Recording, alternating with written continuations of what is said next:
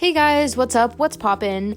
In today's video, we're going to be making almond butter banana bread from the Claire Safftiz new cookbook, Dessert Person. So here are just a couple of my ingredients. We've got a couple of ripe bananas, some flour, milk, baking powder, baking soda, pumpkin pie spice, salt, avocado oil, vanilla, some eggs, some almond butter, of course, and some almonds that I'll be chopping up to put inside the loaf. So the first thing I'm going to do is I am going to mix up a couple of tablespoons of almond butter. I am using Justin's vanilla flavored almond butter just because that's what I had, and that's also just my favorite almond butter in general. I really like the taste of it. And then to that almond butter, I'm going to add a tablespoon of sugar, and then I'm also going to add a teaspoon of avocado oil. You could use coconut oil or grapeseed oil, just really any sort of flavorless oil will work fine. And then I'm just going to sort of mash it all together, mix it all up until you have a smooth consistency.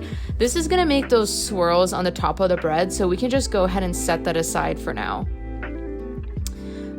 So after we've got that all mixed up, we're going to start our dry ingredients. So I've got my flour going in, just regular flour, and then also some baking powder.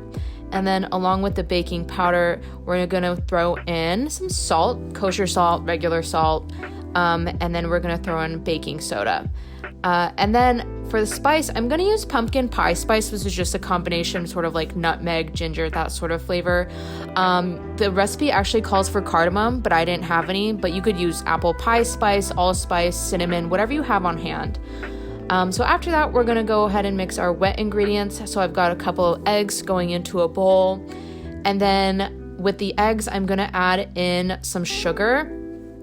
And then I'm going to mix the eggs and sugar together like really briskly for 20 to 30 seconds until we've got like a really nice shiny yellow thick texture to it.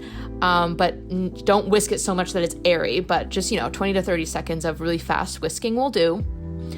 So we've got that going on, and then after that's done, I'm go ahead and add my mashed bananas. Make sure you're using ones that are like super ripe, so they're sweet and they're also really soft and easy to mash up. I just mashed mine with a fork. And then I'm gonna add my almond butter, super yummy. And then I'm going to also add my soured milk. The recipe actually calls for Greek yogurt. I didn't have any, so I just sort of made my own rendition with milk and a little bit of lemon juice in it.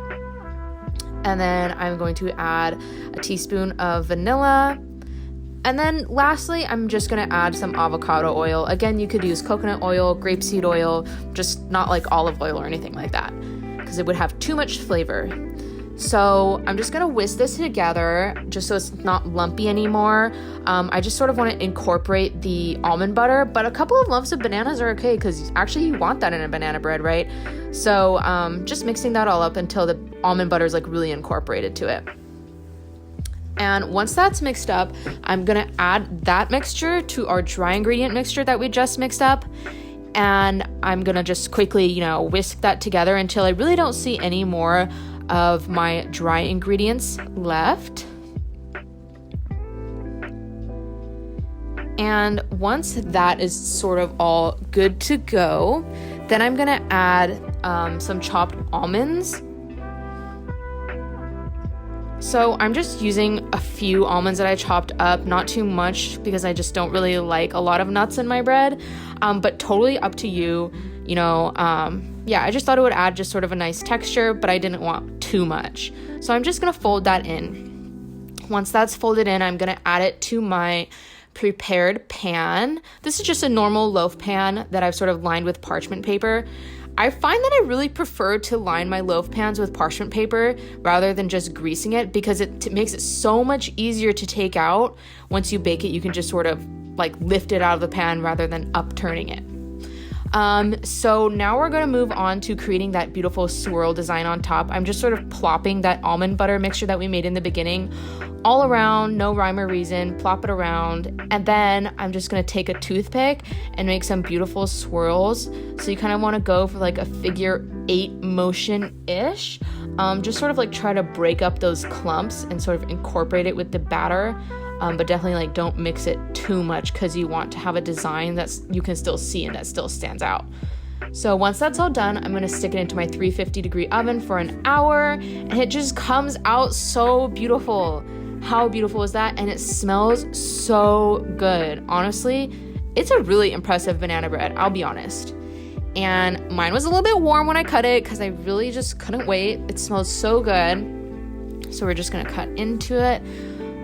And let me tell you guys, it was so soft and moist, smelled so good. I feel like this would just be like really impressive if you made this for your friends. It's kind of like a unique banana bread, you know, with the almond butter on top. Kind of unique. Smells good, tastes good. Oh, so beautiful. All right, guys, it's time to try.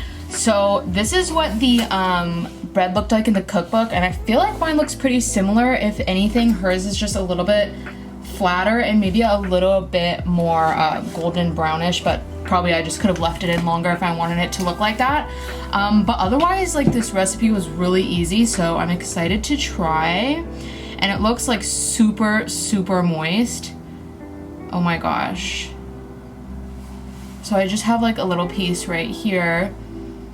Smells like banana bread. Nothing special.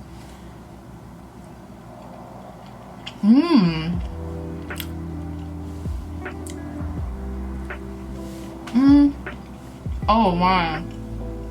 Wow. Actually, okay, the loaf itself, to be honest, I don't really taste any almond butter, even though we put like a 1/3 cup in the loaf itself. But the crispiness on top with that almond butter mixture that we made and like swirled on is like really good.